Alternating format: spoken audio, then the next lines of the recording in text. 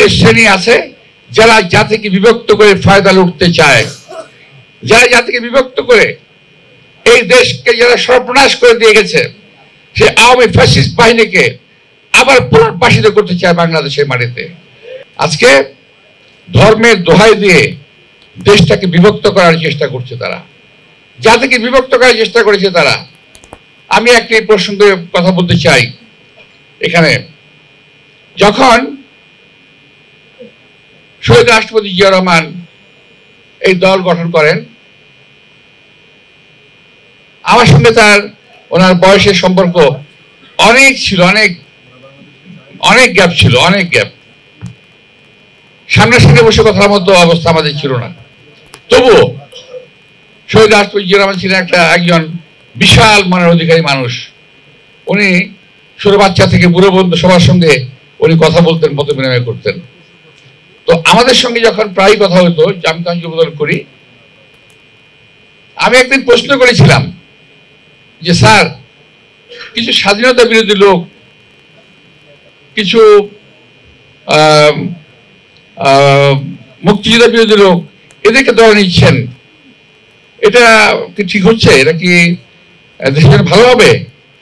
তখন তিনি বললেন গম্ভীর গলায় যে তোমরা তো বুঝতে পারবে না, আমি তো একজন মুক্তিযোদ্ধা, আমি তো রণাঙ্গনে লড়াই করেছি, এই দেশকে স্বাধীন করেছি, আমি মেনে নিচ্ছি, তোমার মেনে নিতে পারো না কেন? আমি মেনে নিচ্ছি এই কারণে, একটা কথা মনে রাখবে, জাতিকে বিভক্ত করে কখনো দেশের মঙ্গল করা যাবে না। জাতিকে বিভক্ত রেখে দেশের মঙ্গল কখনো হয় না। সুতরাং জাতিকে ঐক্যবদ্ধ হতে হবে। আমরা সেই দলের শহীদ রাষ্ট্রপতি দল করি। আমরা জাতিকে বিভক্ত হতে দিতে চাই না, আমরা জাতিকে বিভক্ত করতে পারি না। তবে কি বুঝলেন ভাই? অনলি যেটাই চাই। একটা শ্রেণী আছে যারা জাতিকে বিভক্ত করে ফায়দা লুটতে চায়, যারা জাতিকে বিভক্ত করে এই দেশকে যারা সর্বনাশ করে দিয়ে গেছে, সে আওয়ামী ফ্যাসিস্ট বাহিনীকে আবার পুনর্বাসিত করতে চায় বাংলাদেশের মাটিতে, যেটা বাংলাদেশের লোক কখনো এটা হতে দেবে না।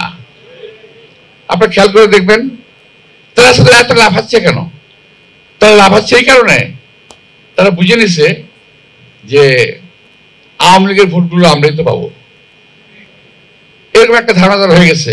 না, এটা সঠিক নয়। সকল আওয়ামী লীগের টাকা অন্য কাউকে ভোট দেবে না, তারা দেশপ্রেমিক দলকেই ভোট দেবে, আমি বিশ্বাস করি। তো প্রিয় ভাইরা, আজকের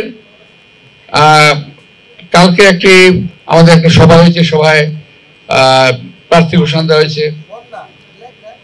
আমার খুব ভালো লাগছে। আমাদের অত্যন্ত, আমার এই বয়সে কিংবা আরো কম বয়সে আমি প্রথম পার্লামেন্ট নির্বাচন করি 1991 সালে। তখন আমার বয়স সম্ভবত 40-এর মতো ছিল। হ্যাঁ, তো এখানে আমাদের সন্তান তুল্য আমার স্নেহধন্য দুজনই আছেন, রবিন এবং ইশরাক। আমি তারা মনোনয়ন পেয়েছেন। আমরা আশা করছি আমাদের ঢাকা মহানগরীর সাবেক সাধারণ সম্পাদক, আমরা তার মনোনয়নটা আশা করি যে আমরা তার মনোনয়নটা পাবো, ঢাকা শহরে ওনাকে পাবো অবশ্যই। তো আমাকে মনোনয়ন দেওয়া হয়েছে। তো আমার চেয়ে বেশি আমি খুশি হয়েছি আমাদের সিনাজপুরে যারা পেয়েছে তাদের জন্য, এবং নতুন পুরনো মিলে একটি, আমার মনে হয় যে মনোনয়নটা হয়েছে একটা সুন্দর মনোনয়ন হয়েছে। হ্যাঁ, নিঃসন্দেহে অনেকে আঘাতপ্রাপ্ত হয়েছেন, কষ্ট পেয়েছেন। একটি চেয়ারম্যান সাহেব যেটা করেছেন, ভেবেচিন্তে করেছেন। আমরা অনেকটা সুযোগ দেওয়ার চেষ্টা করেছি, উনি গ্রহণও করেছেন। তো এখন একই জায়গায় তো অনেক ভালো ভালো প্রার্থী থাকতেই পারে, তো তার মধ্যে একজনকে দিতে হবে। তো উনি সেটাই করেছেন। তো আমরা সবাই মিলে যদি কাজ করি, আমরা যে নির্বাচনী